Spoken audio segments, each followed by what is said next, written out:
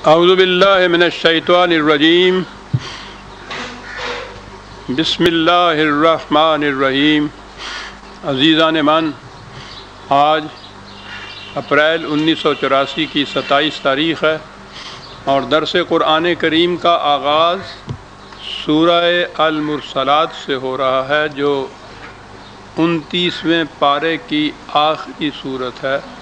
Number ہے اس کا 77۔ سابقہ جمعہ میں چونکہ درس ایک خصوصی خطاب پر مشتمل تھا، تجدید یادداشت کے لیے پھر عرض کر دوں کہ قرآن کریم کے ان آخری 2 پاروں میں بالخصوص وہ جو کشمکش حق و باطل چلی آ رہی تھی، اسے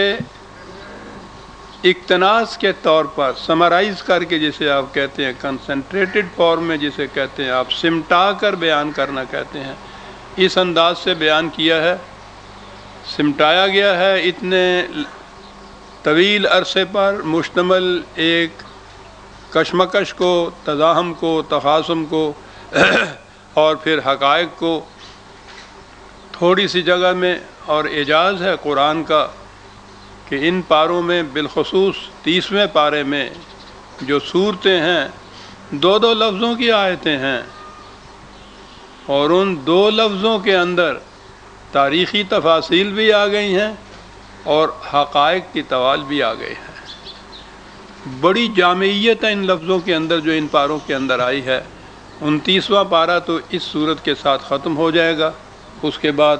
آخری پارہ سامنے آئے گا۔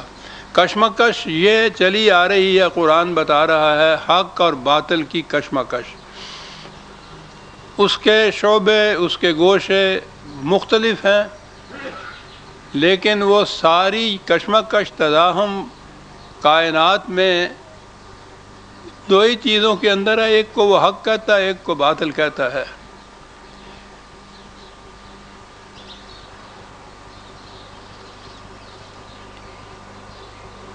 قرآن کہتا یہ ہے کہ اس ساری کشمکش میں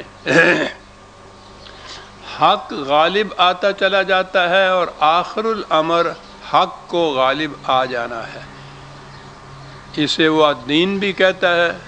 لِیُظْہِرَہُ عَلَى الدِّینِ کُلِّہِ، اسلام بھی کہتا ہے، حق بھی کہتا ہے کہ اس کشمکش میں حق کو غالب آنا ہوتا ہے، آتا چلا جاتا ہے، کلیتاً آخر الامر حق غالب آ کر رہے گا۔ اس کشمکش میں حق کے غالب آنے کی ایک صورت تو یہ ہے کہ انسانوں کی کوئی جماعت کھڑی ہو جائے، حق کی علم بردار ہو، وہ اس کی تائید کے اندر باطل کی قوتوں کا مقابلہ کرے، تو پھر اس طرح سے جو حق غالب آتا ہے وہ چند دنوں میں غالب آ جاتا ہے، اس کی رفتار بڑی تیز ہو جاتی ہے، وہ انسانوں کے حساب و شمار کے مطابق تاریخ کے اوراق کو مدون کرتا ہے۔ لیکن اگر ایسی صورت نہ ہو تو پھر یہ نہیں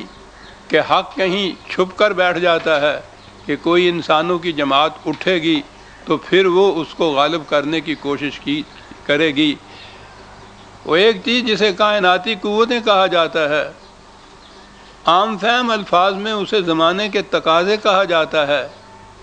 کچھ ایسی چیز بھی ہو رہی ہے کہ ان تقاضوں کی روح سے بھی آہستہ آہستہ، رفتہ رفتہ باطل مغلوب ہوتا جاتا ہے اور حق غالب آتا جاتا ہے، لیکن اس میں بڑا لمبا عرصہ دراز ہوتا ہے۔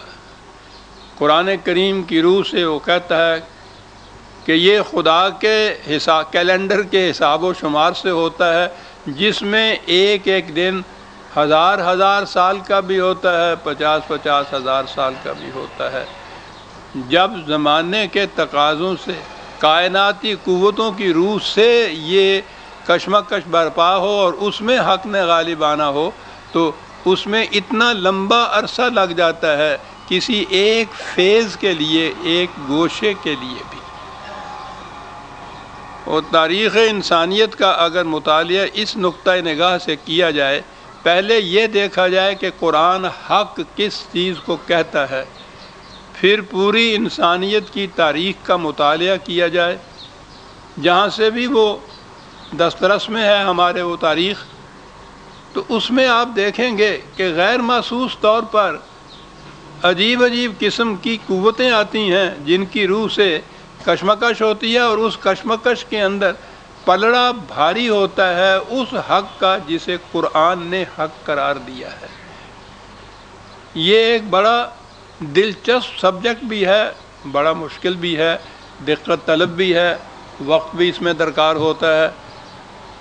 اور بڑی گہرائی میں جانا پڑتا ہے تاریخ میں ورنہ عام طور پر تو تاریخ یہی کہا جاتا ہے نا کہ اکبر فلاں سال میں تخت پر بیٹھا، فلاں سال میں فلاں لڑائی ہوئی، فلاں سال میں مر گیا، اس کا نام تاریخ قرآن کی روح سے تاریخ اس کا نام نہیں ہے۔ وہ کہتا ہے کہ حق اور باطل میں جو کشمکش چلی آ رہی ہے اس رویداد کا نام تاریخ ہے۔ پھر میں موضوع سے دوسری طرف چلا جاؤں گا، ورنہ میں عرض کروں کہ تاریخ کے متعلق جو کچھ ہیگل یا مارکس نے یہ کہا، انہوں نے بھی بڑی اہمیت بتائی ہے تاریخ کی۔ ہیگل نے تو فلاسفی آف ہسٹری بتائی ہے۔ عام طور پہ تو ہسٹری آف فلاسفی ہوتا ہے نا،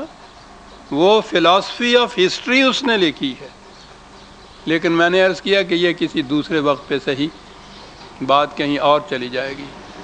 قرآن نے یہ بتایا ہے کہ یہ تاریخی شواہد تمہیں اس بات کی طرف لائیں گے، وہ اس بات کی شہادت بنتے جائیں گے کہ جسے اس نے حق کہا ہے، آہستہ آہستہ صحیح، سست رفتاری سے صحیح، خدا کے حساب و شمار سے صحیح، لیکن ہو یہی رہا ہے کائنات کے اندر کہ حق رفتہ رفتہ غالب آتا جا رہا ہے۔ محسوس مثال سے بات سمجھ میں آ سکتی ہے۔ حق یہ تھا جو قرآن نے کہا، اور آپ اس کو حیران ہو کے سنیں گے کہ اس کا تعلق تو نہ مذہب سے نہ دین سے، یہ تو ایک خالصتاً طبیعیاتی چیز ہے، لیکن حق قرآن ان امور کو حق قرار دیتا ہے۔ حق یہ ہے، اس نے کہا کہ سخر لکم ما فی السماوات والارض جمیعا، ان کائناتی قوتیں جتنی بھی ہیں ان کو تمہارے تابع تسخیر کر دیا ہے ہم نے، یہ اس لیے ہے کہ تم انہیں مسخر کرو۔ تو حق یہ ہے کہ انسان ان قوتوں کو مسخر کرے، باطل یہ ہے کہ انسان ان قوتوں کے تابع ہو، مغلوب ہو ان سے۔ یہ بھی دین ہے، یہ بھی حق ہے۔ اب آپ دیکھیے تاریخ انسانیت کو، ابتدائی دور انسان کا وہ ہمیں نظر آتا ہے کہ وہ تو بڑی قوتیں تو ایک طرف رہیں، یہ چھوٹی چھوٹی قوتیں جو ہے فطرت کی، وہ ان کے سامنے بھی ہاتھ جوڑ کے کھڑا ہو جاتا ہے، سجدے تارتا ہے، ڈنڈوت بجا لاتا ہے، مغلوب ہوتا ہے، ڈرتا ہے، کانپتا ہے، بادل گرجتا ہے تو کانپتا ہے، بارش برستی ہے تو کانپتا ہے، بجلی کڑکتی ہے تو کانپتا ہے، ان کو دیوی دیوتا بناتا ہے، ان کے حضور نذرانے پیش کرتا ہے، قربانیاں پیش کرتا ہے، بڑے بڑے پہاڑوں سے ڈرتا ہے، بڑے بڑے دریاؤں سے ڈرتا ہے۔ انسان یہاں سے شروع ہوا، اور اس کے بعد انسانیت کی تاریخ آپ کو کیا بتا رہی ہے کہ وہ رفتہ رفتہ ان قوتوں کو مغلوب کرتا چلا آیا، اور آج آسمان تک پہنچ گیا تھا، چاند تک پہنچ گیا، یوں کہیے آسمان میں کہہ رہا ہوں۔ یہ کیا ہے؟ مذہب نے بڑی مخالفت کی اس کی، اس کو الحاد کہا، اس کو بے دینی کہا۔ آج بھی سر سید نے کہا کہ نیچر کی قوتوں کا مسخر کرنا تقاضا ہے اسلام کا، اسے نیچری کہا اور اسے کافر قرار دیا، مرتد قرار دیا، نیچری ہے۔ آپ دیکھتے ہیں مخالفت کہاں سے ہوتی ہے اس کی، حق کی۔ باطل کیا ہے؟ مذہب باطل ہے، حق کیا ہے؟ دین ہے، اور دین یہ بھی ہے کہ کائنات کی قوتوں کو مسخر کرتے، اگلی بات انہیں انسانیت کی منفعت کے لیے صرف کیا جائے۔ لیکن پہلا گوشہ تو وہ حق کا ہے نا، کائناتی قوتوں کو مسخر کرنا۔ قرآن نے یہ بات کہی تھی کہ یہ الحق ہے۔ اس حق کو محسوس شکل میں سامنے آنے کے لیے پتہ نہیں کتنی صدیاں، کتنے ورق تاریخ کے کتنے اوراق اس کے اندر